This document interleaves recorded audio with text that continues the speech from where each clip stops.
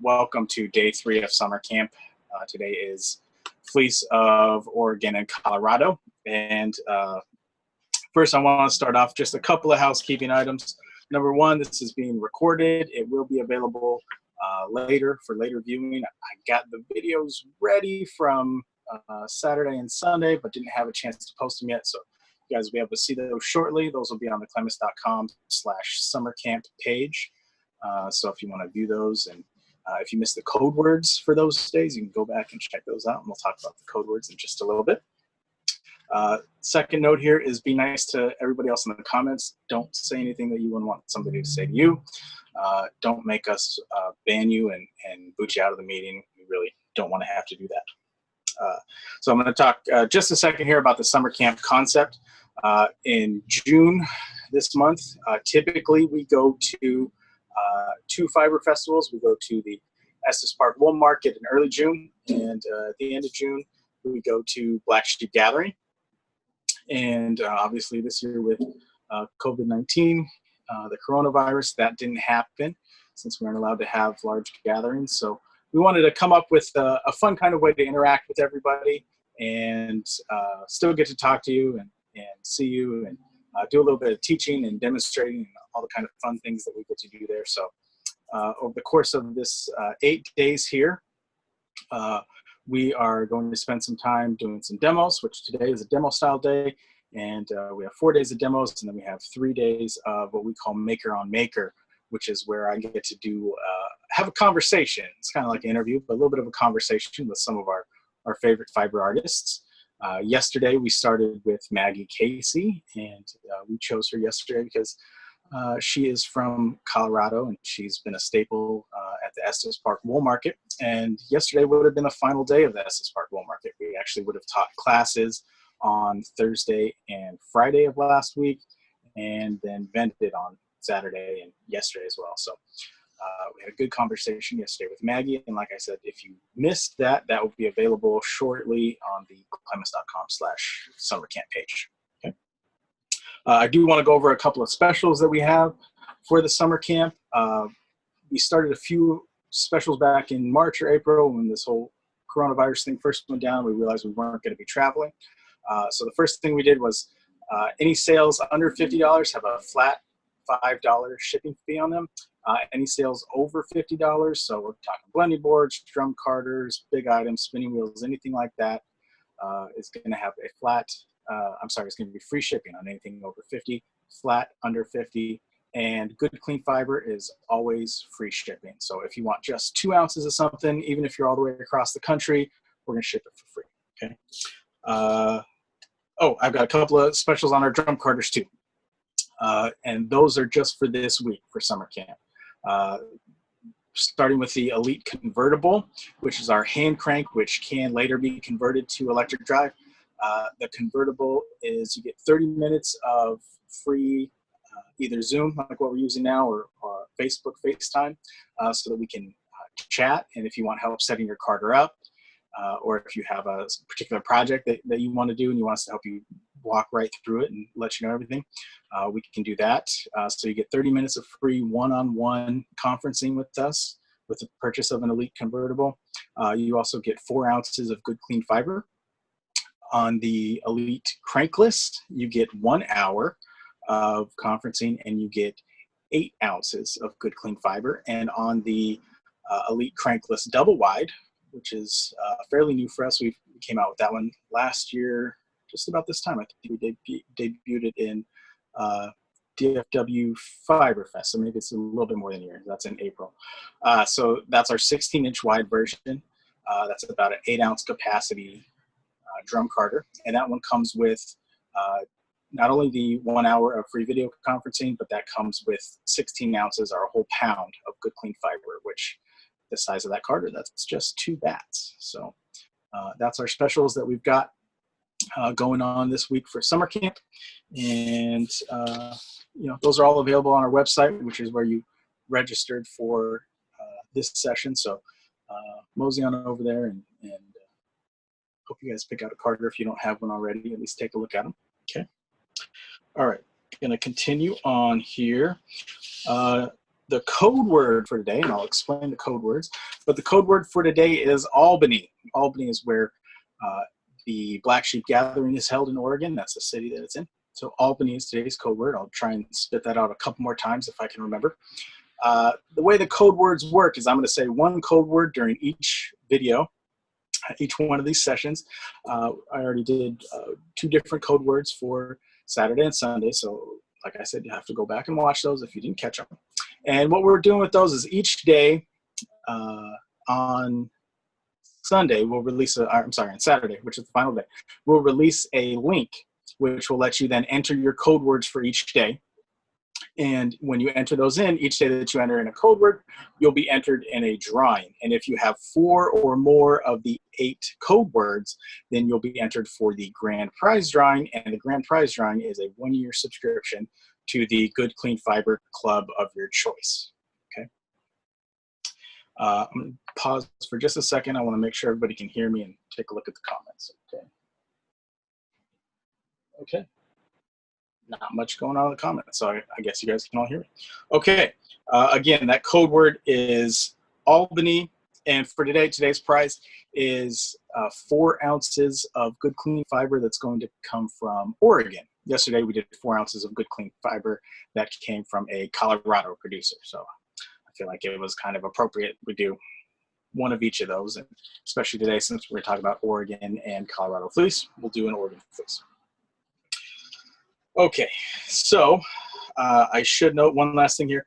All of the fleece that we're going to work with today are available via Good Clean Fiber, which is our new subscription program, and I'll talk about that. It's not just subscription. You can also buy fleece without a subscription, so multiple ways to get good, clean fiber delivered to you. So all the fleece here is available on our website. If you go to the Clemes.com/summer camp, scroll down to to day 3, which is where we are, Colorado and Oregon fleece. There's a little bar that you'll see 1 fleece at a time, and there's almost 30 fleece now that we've posted on the website. All of those are purchased from producers that we regularly purchase from at either the Estes Park Wool Market or at Black Sheep Gathering. And most of them are from Oregon or Colorado. I know a few of them come from a farm, which is or I should say a ranch in Wyoming. And, but we always purchase from them at the Estes Park Wool Market. Okay. So without further ado, let's start talking about fleece. The first one of these we're going to talk about, I'm just going to pull this out here. See what we've got. I've got about a dozen different fleece here for us today, and we'll get to them. Okay. Now this first one, no idea what this one is. This is a CVM Wensleydale Lincoln. It says it's number 127, so this is available on our website as well. This is a fun multicolored one, and you can see it's got nice snapback. See how when I let go, it snaps back. Okay. And so that's a little bit of the CVM characteristic coming into the Wensleydale and the Lincoln breeding, right? So we've got nice length. When you look at this is 4 or 5 inches long, and it's got good snapback. It has a very tight crimp like you would expect on the CVM, but it's also got long waves within that crimp like you would expect with the Lincoln or the Wensleydale. Okay, so that's one of those we're going to get to processing soon. Let me toss this aside, grab a few more. We'll talk about them, just a brief overview of them, and then we'll get into the raw processing. And I want people to admit, and somebody needs them unmuted. Close. Mute there. All right. Okay. And let's see what else we got.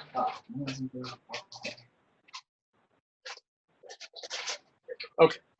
Sorry about that. So there's just a few more that we're going to talk about today. Here's a bond. This is absolutely gorgeous. This bond here. The bond is a fun breed. It's actually quite rare in North America.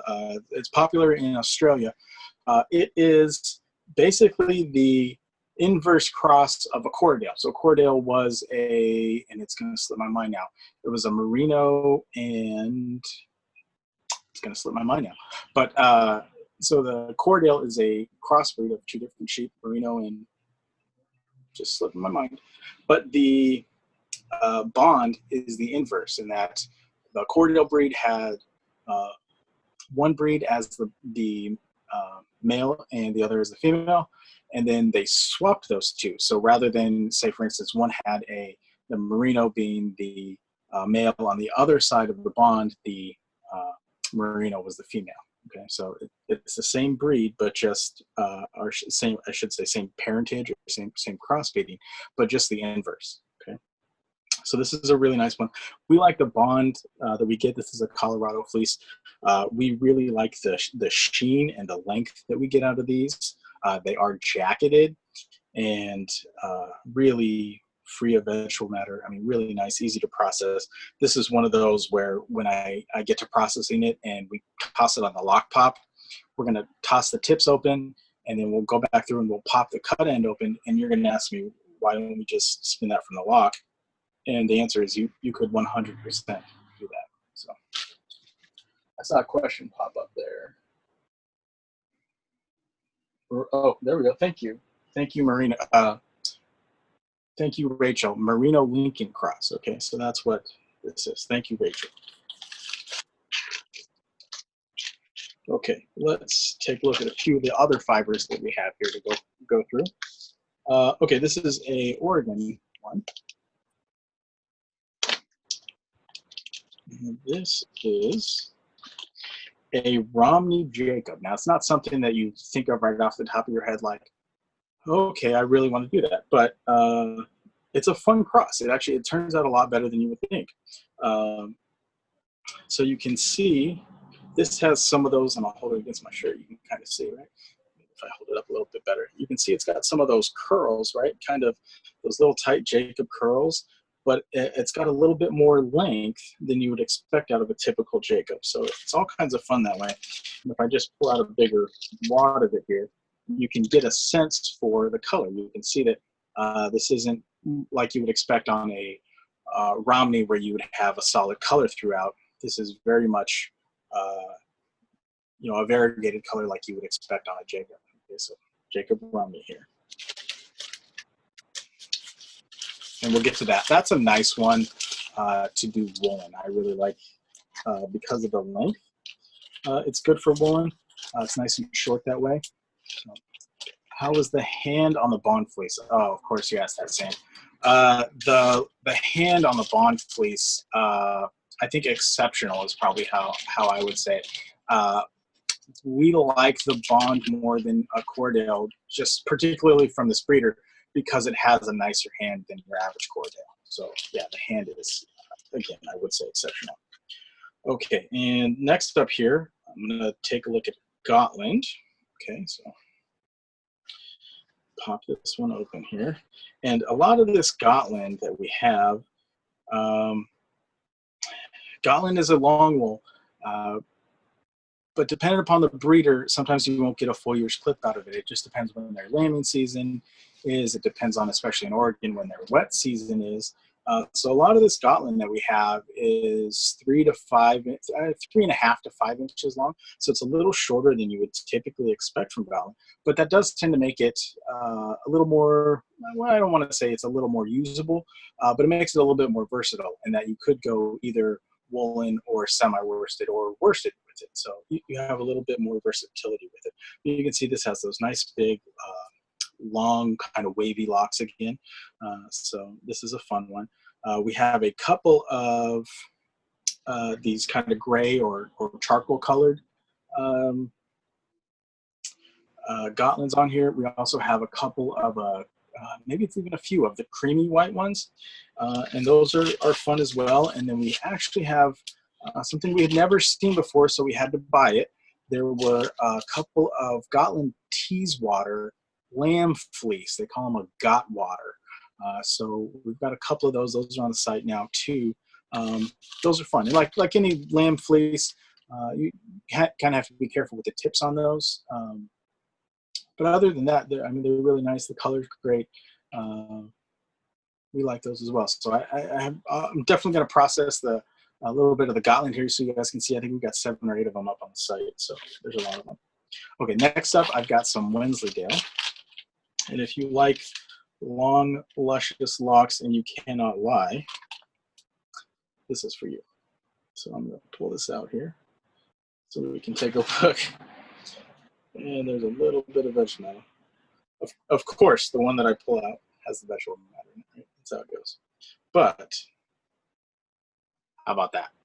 All right, is that not cool or what? So this is a white Wensleydale, which white is fairly rare.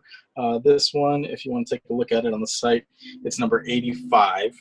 I mean, look at the curl on that. If you can just see the way that curl kind of snaps around there.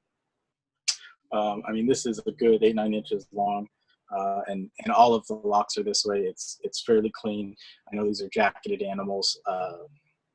These are just gorgeous. And this is another one of those where I'll take it to the lock pop and we'll pop the tip end. We'll pop the tip end and then pop open the cut end.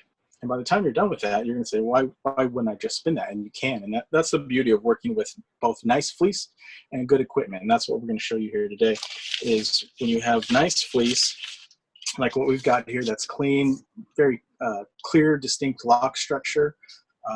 It's easy enough that you can pop it through the lock pop. And you know, if you want to spin it that way, you absolutely can. If you want to toss it through the drum cartridge just one time, it's going to be ready to go. Okay. All right, so that was a pretty good overview. I've got a few more fleece here, but I'm going to hold them for a little bit. I don't have to show you everything right now, do I? So I'm going to set these aside. I'll be right back. I should mention code word for today is Albany. Remember to write that down. Okay. I'll be right back. Set these down. I'm going to grab the lock pop. We'll get started.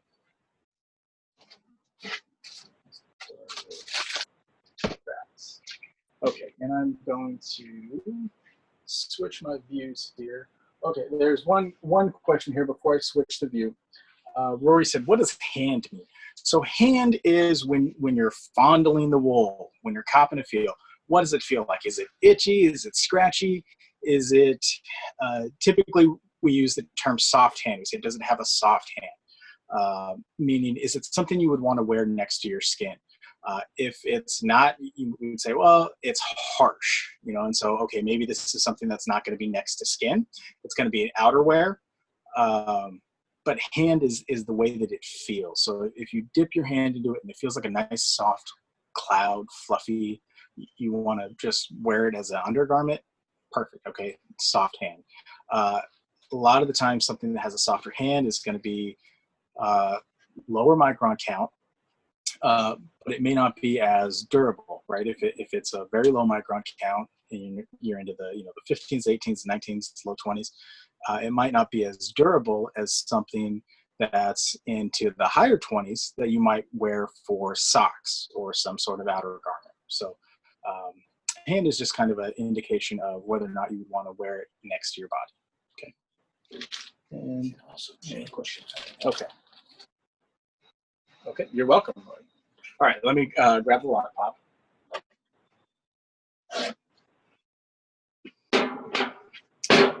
And someone didn't clean it.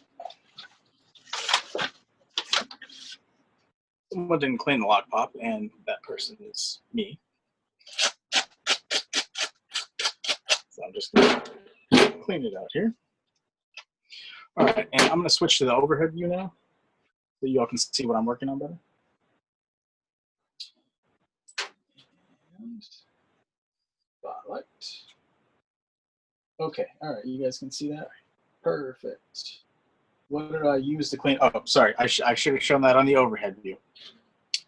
To clean the lock pop, cleaning brush, this could be a flicker, anything like that, and you're going to go in the same direction here as the teeth, and that's it. And I'll do this again when we have a little bit more when we're a little dirty. So I'm going to move this over here. I'll just turn this a little bit so we can see it better. And the lock pop just clamps to the table. And I'm going to tighten this up. And I did see a couple people mentioning Albany in the comments, and while I appreciate that, it doesn't quite work that way. You're not going to get entered on the drawing that way. For Saturday, which was the Virtual Fiber Festival, that contest was run by the Virtual Fiber Festival, and so for that one, we did have you commenting in the video. For this one, you're going to have to write those comments down, hold it, and then we'll provide a Google form on Saturday, I believe, for you to enter those in the drawing. So while I appreciate popping those in there and letting everybody else know what the code word is, we need you to hold on to those, and we'll check back with those later, right? Okay. So the fleece that I grabbed here, this is that Bond. Again, really nice, soft hand. It's got a pretty good spring back. Looks and functions a lot like a Corriedale, but with a little bit more sheen. And we tend to think it's just a little bit nicer overall breed than the Corriedale is. So I'm going to start here and I'll take one lock. What is the item number on the top? This is 19055. Okay, and I'm going to work this on the lock pop first. I'm not even going to start with the drum carder. You know, if we have time, we might be able to card it, but we're going to start with the lock pop. And the way to think of the lock pop is like an inverted flicker. And what I mean by that is, if I was using a flicker, so this cleaning brush, which we make, functions pretty well as a flicker. Okay, so if you were doing that, we would hold this down and we would kind of flick the locks open. And you can see with a great fleece like this, that just pops right open. You can see how that opened right up, right? I flick it. Same thing here. I'll flick the ends. And that is ready to go, right? Nice fluffy cloud, ready to go right into the carder. I'm gonna hold it up so you can see it. You can see right through it, right? Just opened it right up. But for the lock pop, we, instead of flicking the carder or the flicker or cleaning brush, whatever it is that we're gonna use, we're going to flick the lock itself so that we don't have to hold this in our hand the whole time, okay? So it's much more ergonomic. So we're going to go down and up with that, and on the opposite end, down and up with that. And again, the result is that cloud. Look at that, you can't even see it on my hand. It's so open, you can barely see it. So let me grab a few more, and we'll keep going here. All right. And if I see something like this, which is kind of a scraggly thing, and it looks kind of weak to me, I'm going to toss that aside in my bucket there and not worry about it. And again, I'm just going to go down and up here, and down and up. And now you can see what's coming out. There's just a little bit here, and it actually is a little exaggerated with the lighting and whatnot. It looks like there's a lot more there than it is, but that's taking out my second cuts. It's taking out my shorts. If there's anything on the end, maybe a tip or something that didn't quite stay on all the way, that's going to be in there. Okay. And so what I'm going to do is I'm just going to pop a bunch of these open, and I'll look for some questions now. If you guys have any questions about this. Okay. And just going to work these open and create myself this nice cloud. And if you wanted to spin from this, I mean, this would draft like butter, right? Just insert some twist, and there we go. Okay. All right. How big of a lock would I use at once? You know, I like to do it individual locks at a time. Reason being, you know, I could grab a whole clump like this. And Katie, thank you for the question about that. I could grab a whole clump like this, and I could take it all over here, and I could kind of, you know, work it along the side and kind of open up those, and then turn around and open up the butt end. But it doesn't give me quite as much control. And while, I mean, this is a great cloud, and that's fine and perfectly spinnable. But for me personally, I want to take one lock at a time. Okay, so if I'm going to look at this and I'm going to say that looks like one lock right there. So that, you know, you might see 3 or 4 tips there, but that's kind of one what I would consider one individual lock. Okay. So I'll turn around and pop that open, and then we'll pop that open. I'll just keep building this here.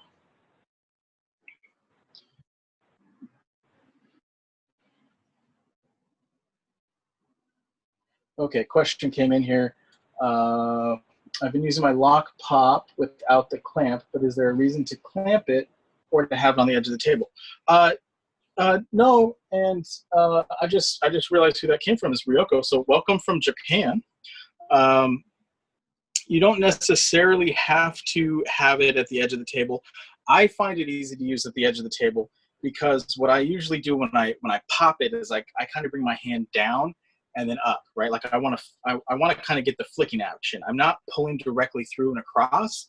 If you notice, I'm going down and up and down and up, which is the same kind of action you do when you use a flicker. Really what you want to do is just introduce all those different teeth into the end of the fiber, and that's what's going to get it to open up, right? So if we're using a flicker, or my cleaning brush here, really what I'm going to do is kind of rock this and tap the ends open. I'm not just going to strafe this through it, right? And so we want to do the same kind of thing with the lock pop, where I'm coming through here and just opening it up that way. And so when I do that, my natural hand motion kind of takes me down below the edge of the table and then back up. Okay, so that's my main reason for having it at the edge of the table. The other reason, and when I get into some of these, like maybe that Wensleydale, which is what, 9 inches long or something like that, you have a lot of leverage with some of those other fibers. And so when you're working with that, you know, you'd be moving this all over the table. And now here's something I want to show you. There's just a little, can you see that? Oh yeah, you can see the color difference right there. There's a little seed in there. And this is part of the other reason that I really love the lock pop, in that when I run this through, now that it's opened up, right?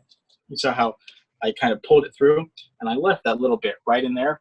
And this is one of the things I really love about the lock pop, is getting the vegetable matter out before it gets into the drum carder. Okay. Because that means there's no chance of it getting into my bat. Okay. And if I can keep it from getting into my bat, well, I'm going to be a much, much happier spinner. Okay.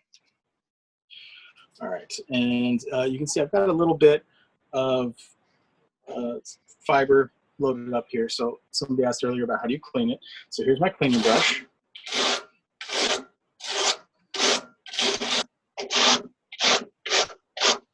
And then what I'm going to do is I'm going to take a look at what's still on here, okay? So this is the same kind of thing when I'm using my drum carder.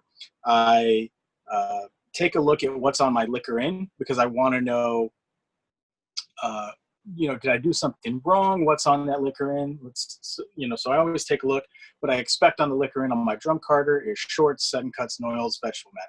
Same thing here on the lock pop. What I expect to be left behind is some shorts, some second cuts, some tender bits. So when I start to pull these out, right, I'm taking a look here, and I'm finding exactly what I'm looking for. I'm finding bits that are 1 inch, 2 inches long. There's that nice chunk of vegetable matter that I had before.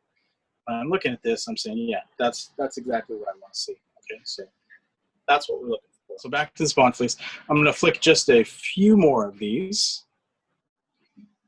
And if there's any more questions about this bond fleece or how you might process something like this, let's go ahead and get those on in here. And how I would process this from here is entirely up to you, okay? This is about 4 inches long. The nice thing about 4 inches is that you can go either way with it, meaning you can spin it, you could prep it and then spin it in either a worsted or a woolen manner. So if you wanted to take it to the drum carder and feed it in sideways, you could absolutely make a woolen preparation out of it. And if you wanted to take it to the drum carder and feed it in lengthwise, you could absolutely make a semi-worsted preparation out of it. Could you imagine what this would look like if you put it through the drum carder and then removed it as carded sliver? Right? That would, boy, that would draft like butter. So lots of possibilities with this fleece. It's one of the reasons we really like not just the Bond fleece, but especially the Bond from this particular breeder out there in Colorado. Okay. All right, now I'm going to get on to talking about a few more fleece. We're coming up on just about the halfway point here, so I want to make sure we get to several more fleece. Okay, so I'm going to package this up. And look at this cloud. Look at that.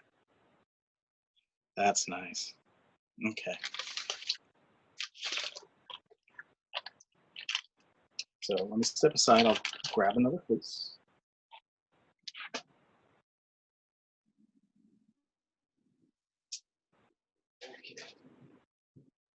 This one here is a CVM.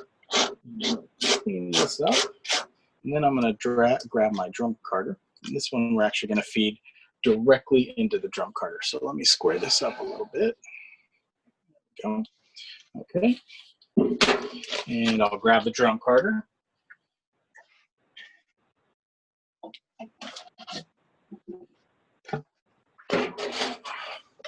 right, can you see that? Let's go this way. Make sure it's in view here.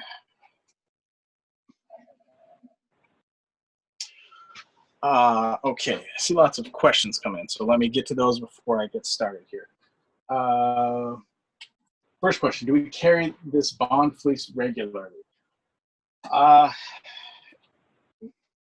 We sell all the Bond that we can buy, especially from this one particular breeder.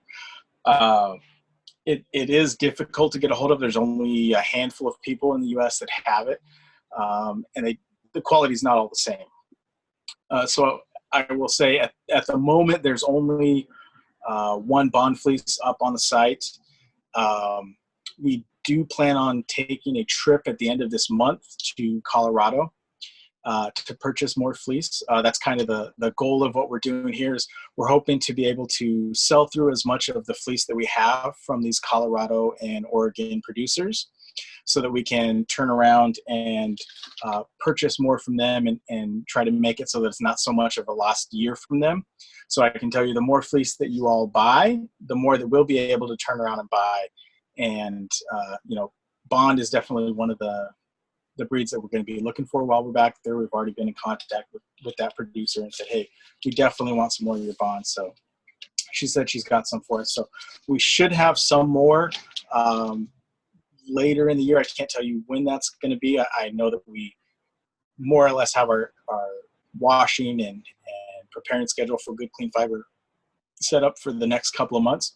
But if we do sell out of this one quickly or during summer camp this week, we'll do our best to try and move a couple more faster through the process once we get them back from Colorado.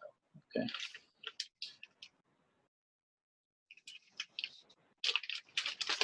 Okay, Ryoko, the tines are really nice. I'm assuming you're talking about on the lock pop over here. And yes, the tines on the tines or the teeth on the lock pop are not sharpened, so you can put your hand all over this and you're going to be fine. Whereas on the drum carder over here, if I rub my hands back and forth on that, yeah, it'd be a bloody mess, right? So yeah, we definitely appreciate that. And a comment here from Judy says, what do I use for a table? Well, for demonstration purposes here, what I have is a table that's just kind of big enough that I can walk all the way around it, because when I'm doing demonstrations of the Rolags and when I'm doing demonstrations of the Diz, I really need to be able to walk around to the back side of it quickly so I can get to it. And this isn't maybe necessarily a table that I would use in my studio. So let me just say that. I think the most important thing is workspace. If it was me in my studio, I'd like something that was probably about twice as wide, meaning more space over here to, you can't see my hand, but how about over there, to lay out my tools. It's a little cramped as far as tool space goes. And you want to be able to lay out a bat without having anything. One important thing, and you can kind of see it down in the corner, is having the trash can right here, okay? You want to be able to have the trash can or something along those lines because you want to be able to kick out any bad fibers. Like when I had that little bit of VM, or if I have some second cuts or something, when I start feeding the drum carder, you'll see me doing that too. When I see something that I don't want to feed in, well, I don't want to set it down on the table, right? So let's say I don't want that space. It's just one lock. We'll say, okay, for whatever reason, I don't want this lock. Looks like, hey, maybe there's even some land on that. And I say, you know what, I really don't want this. Toss it in that bin. Don't set it down on your table, because I guarantee you set it down on your table, and then you either set a tool down on top of it, or you set a bat down on top of it, something along those lines. And next thing you know, it's in the middle of your next bat. And you just went all through all that work to sort it out and not have it in your bat, and then all of a sudden it's going to be right back in there. Okay, so that's my recommendation on table. This is just a stainless steel thing. I'd probably prefer a solid oak top, or solid wood top, I should say, in general. The reason I don't like the stainless steel one is that it's actually hollow in the middle. It's only about an inch thick on the ends, and so it isn't the best for clamping, which is why my lock pop is over here on the side.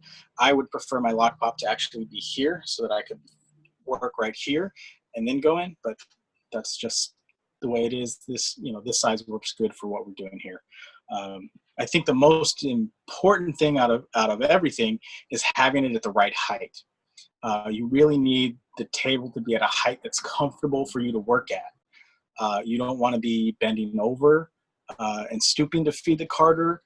This is something you're probably going to be doing for a couple of hours, so you don't want to be in pain at all, especially working with a motorized drum carder. You don't want to be tired just from standing there and using the carder, because if you are, that's when accidents are going to happen, right? That's when you're going to not be paying attention, and your sleeve falls down. It's the end of the day, and you go, oh, I'm tired. It's the end of the day. I don't really care. And then you go to use a burnishing brush or a packing brush, and then your sleeve catches, and then all of a sudden you've got a mess and you're inside the carder. And so that's probably the biggest recommendation that I can say is work with a height that is comfortable for you to work at for a long amount of time. We recommend standing, not sitting, not leaning on a stool or anything, because when you're standing, you have very good balance and you can react to anything that happens. Okay. So let's get started. I'm going to turn the carder on, and I'll try to talk just a little bit louder, knowing that this is on now. And this is a CVM. This is number 14.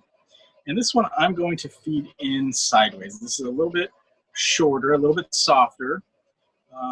CVM is one of those nice kind of finer wools that we have. Okay, and so there's a good lock structure. I finally picked one up. And you can see that's going in sideways, okay, because this is so open. This particular CVM is nice and open. I am going to be able to feed it in sideways. Okay. And so this is going to be a woolen print. All right. So this is one of those things where, because of the length, this is a little bit shorter, right? This is it's varying a little bit between 3 and 3.5 inches. It's not quite as long as that bond that I was just working with. So this is something that I might say, you know what, I'm just going to do this for a woolen project, right? It's a shorter, softer fiber. So it's something where we're going to say, okay, we would probably use this for next to skin, right? So it's going to be something that we want to spin woolen. We want it to be lofty. We want it to trap lots of air. And it's going to be something that we definitely want to prep in a woolen manner so that we can spin it in a woolen manner. Okay. And I'll talk just a little bit about this breed. CVM is the California Variegated Mutant. It's kind of a funny name. So it did originate here in California, but some of the largest populations that we found of it are actually in Colorado and Wyoming. There's a bit here that I'm going to toss out just because it's too short. And the California Variegated Mutant was what they called a mutant or a mutation of the Rommeldale breed. So Rommeldale is a all-white breed that they sold primarily to the Pendleton wool mill. And so even one strand of dark hair was a bad thing, because obviously it was going to go to Pendleton and it was going to get dyed, and they didn't want it to change the look of the fiber, right? Or the yarn, I should say, once they dyed it.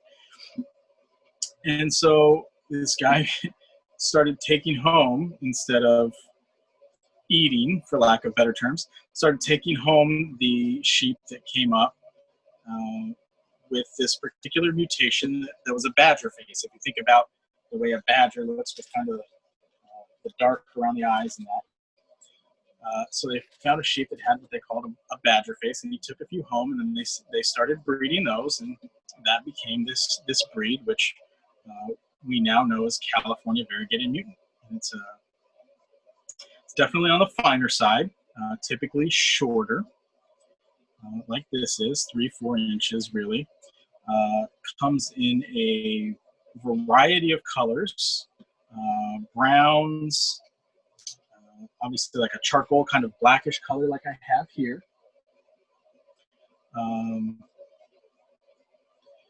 We've seen a few in white, although typically the white is referred to as Rommeldale. They're really close as far as the two breeds go because one's based from the other. So typically when you see a white CVM, it's really called a Rommeldale. It really just depends on who the breeder is and where their stock comes from and other things like that. So again, I've got some tag-ins here that I don't like. I'm working out of the leftover bag here, so this is kind of what didn't make the cut for Big Clean Tiger. And I've got a question coming up here. Is this fleece, Shaving to Save Them, thought a Rommeldale was the solid colors? No, the Rommeldale is the white version of this breed, and the CVM, or the California variegated mutant, and the variegated is what gives it away, the fact that that's the colored version. Okay? And yes, this is a Shave 'em to Save 'em fleece. So if you're familiar with the Shave 'em to Save 'em initiative from the Livestock Conservancy, this is a breed that will get you a sticker on your passport. And if you purchase a CVM from us, if you look on our website when you're looking at the fleece, we'll have an orange SE2SE in the corner of the photo, and that means that any purchase of 4 ounces or more will get you a passport sticker. Okay. I'm going to reach back here and grab for my packing brush. I like the packing brush in that it packs a 30% thicker bat, so it's going to hold this bat together for me. I'm just going to hold it down for a few revolutions there. And packing is something that we do early and often, holds the bat together. And it's been a few minutes since I've said this. Today's code word is Albany, as in Albany, Oregon, which is where the Black Sheep Gathering is held. So write that down, keep it somewhere handy, and on Saturday, make sure to enter it so you get entered in the drawing.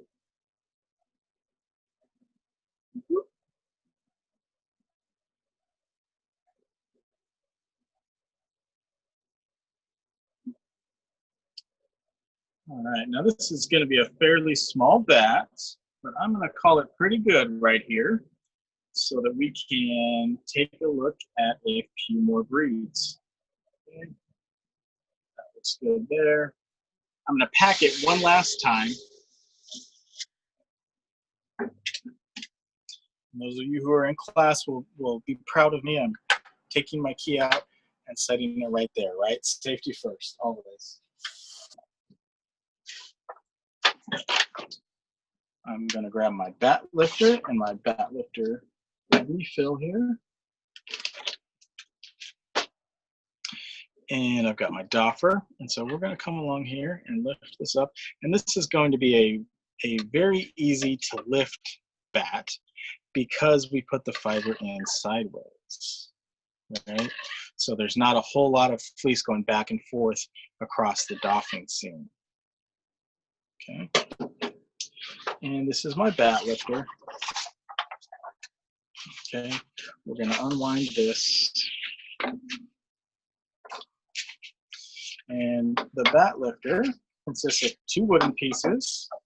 Okay, and then we have what we call the refill. This is a anti-static sheet. You can see it's got a hole, got a tube in this one end.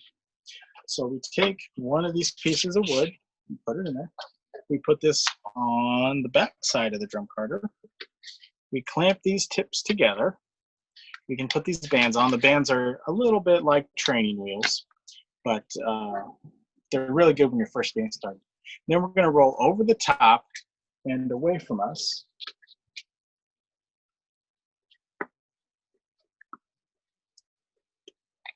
And voila. Okay.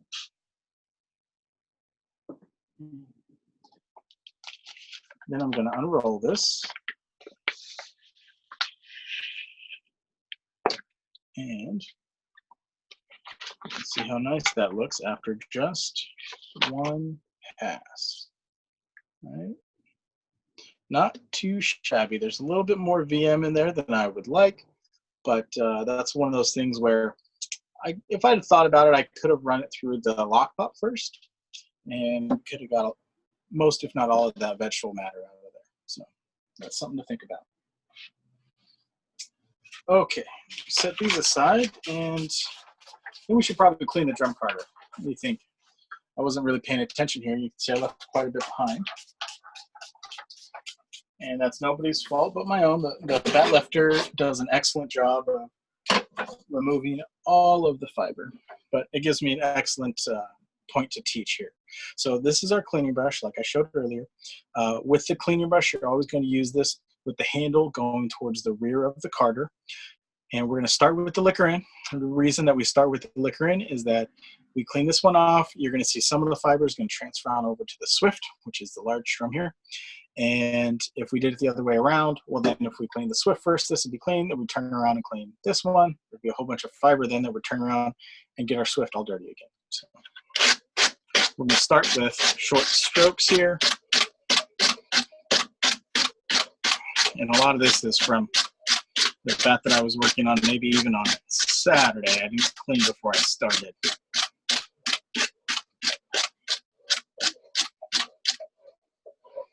And that looks like it's got most, if not all of it. There's a couple of nuggets there. Like I said before, I always want to take a look and see what's on the cleaning brush, right? Like what was there? And when I take a look at this, this is all really little tender bits, short, second cuts, really small pieces, okay? And now that we've cleaned our liquor in, now we're going to go to the Swift.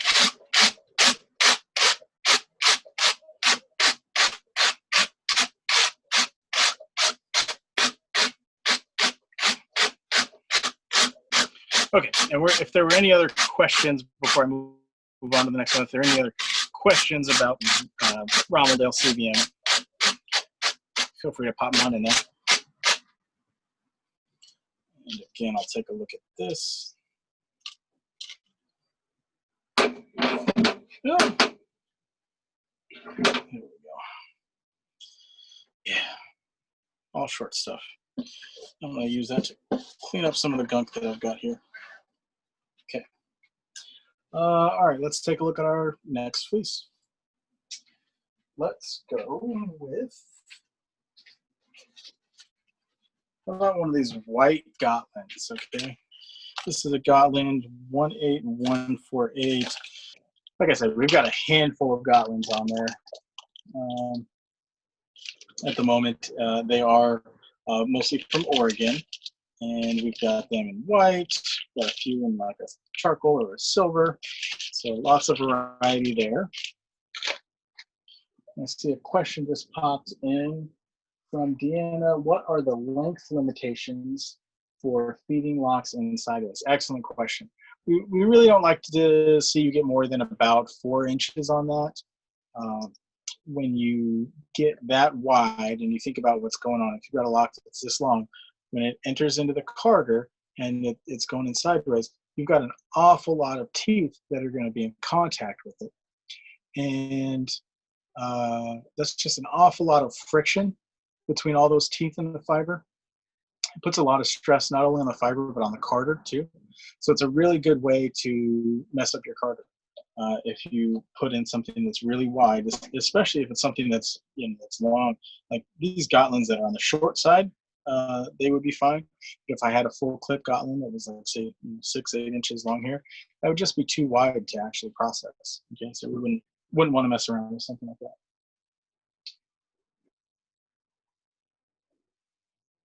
Are these full Gotland PS or still transition? Not sure what you're asking there, Sarah, about or transition. So you'll have to let me know. I'm sorry. Percentage of these are fulls. Oh, this is a 100% Gotland, if that's what you're asking. This one that I'm working with here is 100% Gotland. Okay, so we'll get started. I'm going to lock pop these and toss them right in. And you know what I'm going to do? Instead of doing full width on this one, I'm going to do just a little narrow bit, and we'll have a little narrow bat coming out of here. But that'll let us have something to look at, and you won't have to watch me feed the carder with one single fleece for say 30 minutes, right? So yeah, look at how short some of these are, right?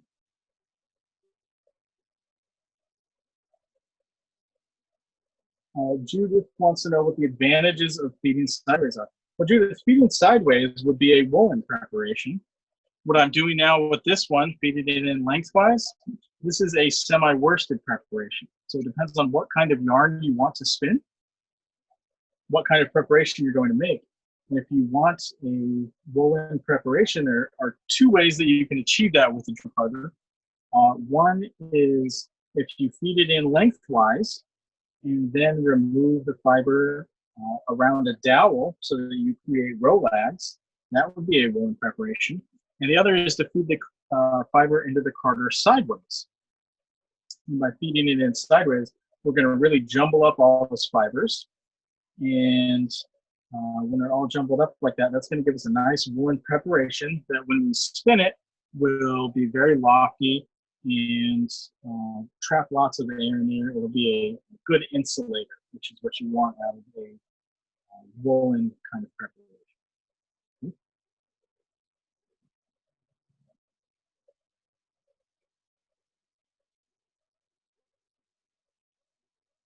All right, so again, I'm just going to pop these here. Pop it, turn around, pop the other end.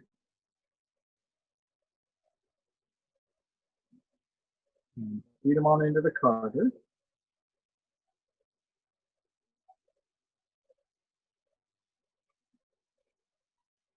And I'm putting them in just one narrow little strip because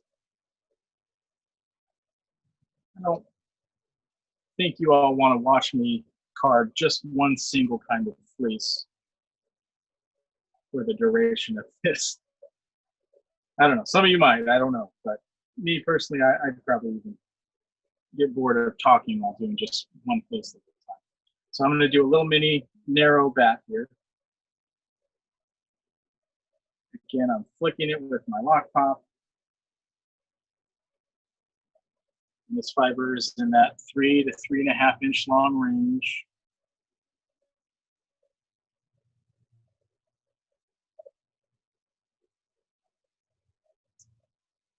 Question came up here from Maria. How many times do you typically run the wool through the carder? Well, Maria, I'm going to answer that very vaguely and say it really depends. But I'll give you some guidelines here. If you're running something through the lock pop, like I'm doing here, it's going to be really nice and opened up before we feed it into the carder. So with something like this, probably 1 to 2 passes for most fleece is going to give me a very nice preparation that I'd be very happy to spin. If you're not running it through something like the lock pop, then it might take a couple of more passes. And I will also say that it depends on what brand of drum carder you're using. If I can get on my soapbox or my high horse for just a little bit, with our carder, we use 72 teeth-inch mill-style sharpened cloth. And what that does is that means it doesn't create any neps or noils in the fiber as you're carding it. But what you'll see with a lot of other brands, and I shouldn't even say a lot, I should say just about every other brand of drum carder, is that they don't use a mill-style sharpened cloth. And what that leads to is the teeth on the carder have blunt ends. And when fiber meets those blunt ends, it tends to nap and noil. And so you will find a lot of other carders out there that the more you feed it through, the more naps, noils, and other junk you're going to get. So you're going to be fighting this thing where you can either have it kind of carded nicely where the fiber is opened up, or you can have, and when you do that, you're going to have a lot of nips and noils, right? Or you can have it not opened up quite as much, but have fewer nips and noils. And that's the really nice thing about this mill-style sharpened cloth that we use, is that you can card this through as many times as you want, and not only will you get this nice opened up back, but you won't have the nips and noils. So again, I'm going to say it varies anywhere between 1 to 4, depending upon the preparation that you do ahead of time. If it's something that you're looking for a blend on, if you want a homogeneous blend, it might be a lot more than that. If you're trying to get something that's sticky or staticky, something along the lines of, I'm thinking silk or bamboo, and you want a homogeneous blend, I have worked with some of that where we've done 6, 7, 8 passes through the drum carder to get it to blend well with the wool. So that's my answer. It really depends.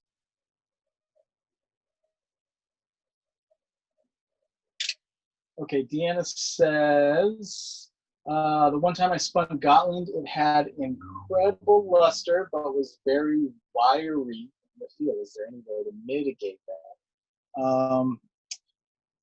Depends on what you mean by wiry. I'm assuming that you mean it was inflexible or stiff and you could feel a lot of the ends. And I'm going to tell you that's probably just going to be the characteristic of the Gotland, and that this is a longer wool, right? Even though what I'm using here is fairly short, Gotland is a long wool, right? They grow 6 to 8 inches in a year. And the long wools tend to be heavier, thicker micron. So it is going to be a little bit thicker, and it might not be something that you're going to want to use next to skin. So definitely something to think about. All right, now let's take a look at this. Now that is a gorgeous little cloud. Now that's not much fiber there, but wow. Look at that cloud. Isn't that just ready to go? That's one pass. Maria, you were asking how many passes. There isn't anyone in the world who would have trouble spinning that, and that's just through one pass. Okay? All right, we've got 25 minutes to go here. Let's see if we can't get through a couple more of these, get you guys a little more exposure to some of these breeds from Oregon and Colorado. Okay, I'm going to toss this back in here.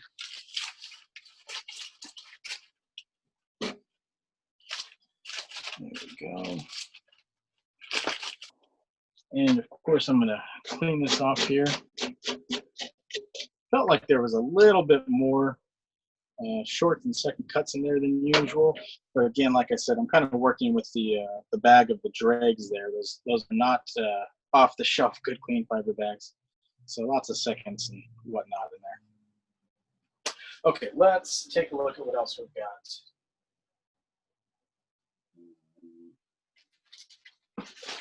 We'll take a look at 2 different CVM Wensleydale crossbreeds.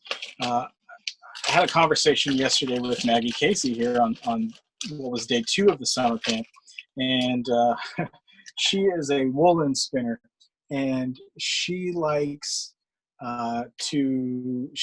likes to spin wool, and so she likes shorter fibers, and we kind of joked about the fact that in Colorado it seems like just about everybody wants to breed with Wensleydale, and so a lot of the fleece that you'll find back there are Wensleydale crossbreeds, and these 2 that I've popped out here are actually both a CVM Wensleydale. This darker one is a CVM and a Wensleydale, and this brown one here is a CVM Wensleydale Lincoln.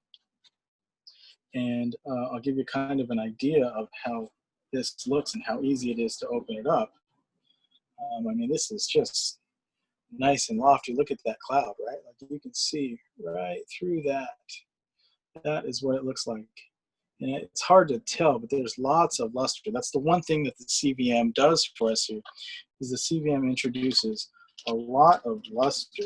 I'm sorry, the Wensleydale introduces a lot of luster into the CVM, which is your shorter, your finer piece, right? So it's really nice working with these kind of things.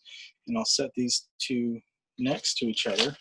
This would actually make a fun blend if you blended these two colors, right? Like we've got very similar characteristics, even though this brown one here also has some Lincoln thrown in the mix. See if I can hold them a little bit up. Yeah, it's hard to see there. See all that crimp.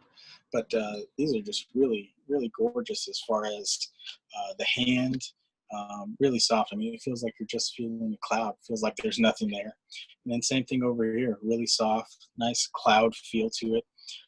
So you'll find a lot on our site right now. You'll find a lot of CVM Wensleydale mixes, because that is something that we see a lot of back there. And we do have some of the Wensleydale, and I'll take a look at the Wensleydale next for us here. The numbers on these two fleeces, this darker one is 18156, and this CVM Wensleydale Lincoln is number 127. Okay, so that's a couple more of the Colorado fleece for you. Just taking a look, and let's see what else we've got. Oh, we've got some comments in here too. Take a look. I find that spinning Gotland is at its best as a lace to fingering weight for worsted preps. If you want something heavier, try a woolen prep. There you go. I think that's some pretty solid advice there, Rachel, for somebody who's worked with it before. There you go. Okay, let's take a look at some of this Wensleydale.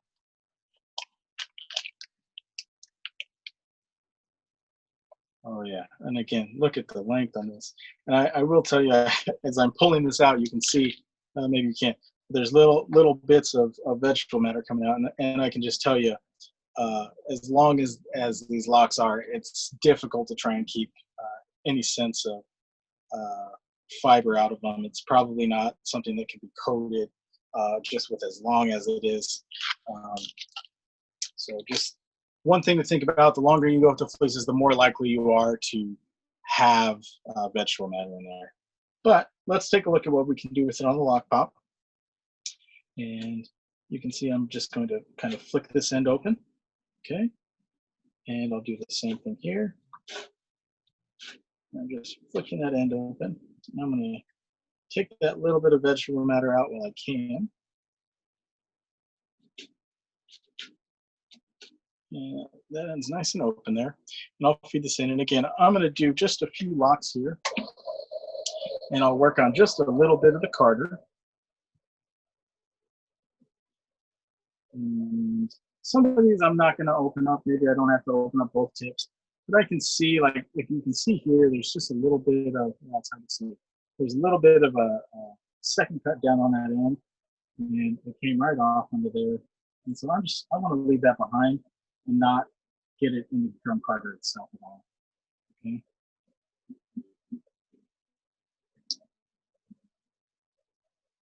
And part of the reason for opening up these tips like this is that not only is it going to mean less passes on through the drum Carter itself, it's going to be a lot easier on the Carter, right? If the Carter isn't doing the work of trying to open up these tips, there's a lot less friction that I'm entering into the equation here. So it's a lot easier on the Carter. That's probably enough there. If there's any questions about any of these fleece that we've talked so far, or this particular fleece, the Wensleydale, or how I'm preparing it.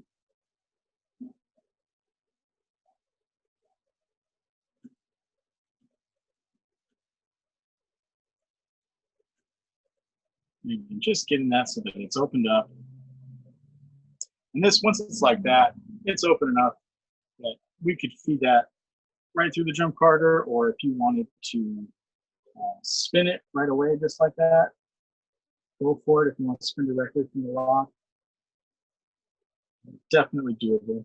This one here, now this is a pretty thick lock, but I'm going to actually try and do here to reduce the issue that I know I would have. As long as this is going to be difficult to card. It's just, again, there's so much friction. So what I'm going to do is split it in half. You can see when I did that, even the second cut came out, right? So that's a good thing. And yeah, there's a little bit of a second cut there, making some vegetable matter out. Now what I'm feeding in the carder is just what's opened up and really what I want to feed in, right? So even though you might think that the lock pop, is really great for just opening up the tips, and on a longer fleece, you might not want that. I think it's just as important on a long fleece as it is on a shorter.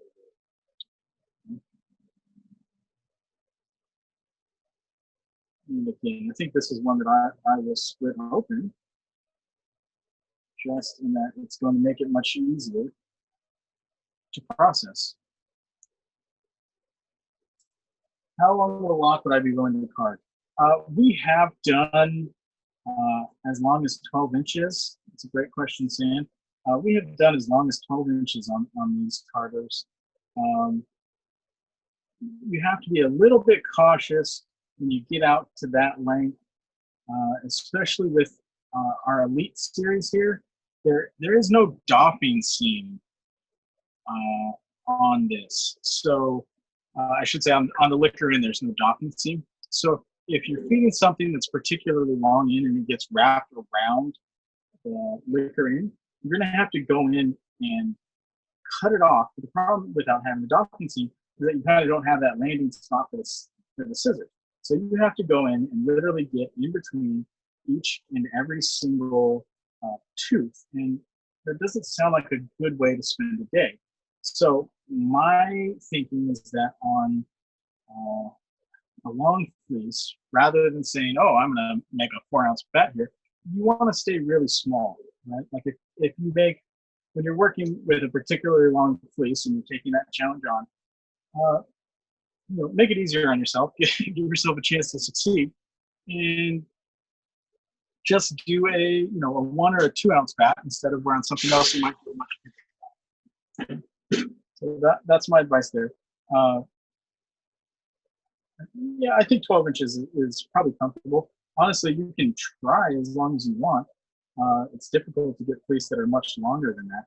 But you will hear a lot of people say, oh, over a certain length, you have to comb, you can't card. I don't really buy that. I think if you've put in the work and you've processed a long fleece on your drum carder, and then if you've practiced creating sliver using your diz, I think that if you took the time and combed a fleece out that was 8 or 10 inches long, and then if you took the time and carded it and created a carded sliver out of that, I honestly don't know that you would see much of a difference between the two as far as draftability or spinability. So I wouldn't shy away from something just because it happened to be long.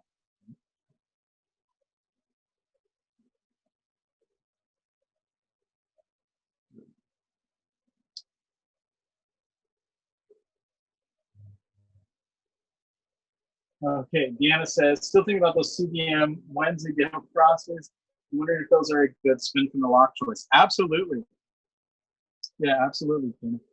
I'm sorry, Deanna. That is definitely something you could pop on the lock pop and spin right from the lock. I mean, they have nice, clear, distinct locks on them. And you can take a look at the write-ups too. We usually tell you in the write-ups on Good Clean Fiber which fleece have distinct locks, and which fleece will say, sometimes you'll read one that says, oh, this has non-distinct lock or crimp or something like that. And so if that's what you're thinking of, just take a look at that and say, okay, I want to make sure that I have one where it says, okay, this has distinct locks or locks that look, you know, like they're a cross right between CVM and Wednesday. All right, let's take a look at how this looks. Again, this is going to be a pretty small bat, but good for demonstrating purposes here. And this is 9 inches long, so it's going to spread long across both sides of the doffing seam.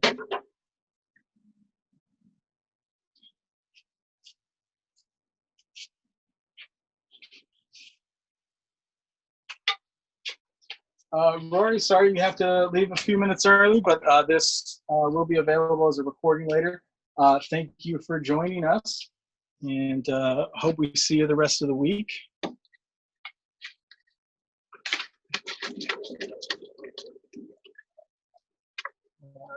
So let's help this one out. This is a really long fiber. There's lots of friction here, and when you've got a lot of friction, you're going to tend to leave a little bit of fiber behind it.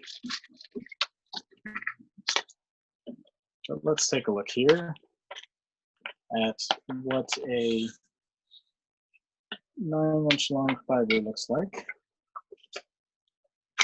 And you can see, other than maybe that one lock that looks like I didn't open the tip very well on, right? I was going a little bit fast in the middle there. I was talking too much, right? I wasn't paying great attention to what it was that I was doing. So you can see right in there, there's one lock. That one lock is right about there. So I didn't open the tip that well on that one.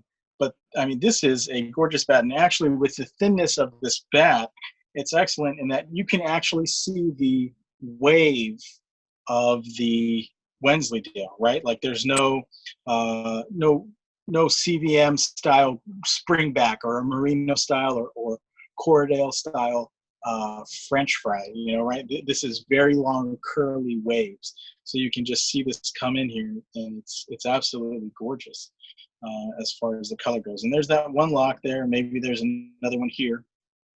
This particular fleece is number 85.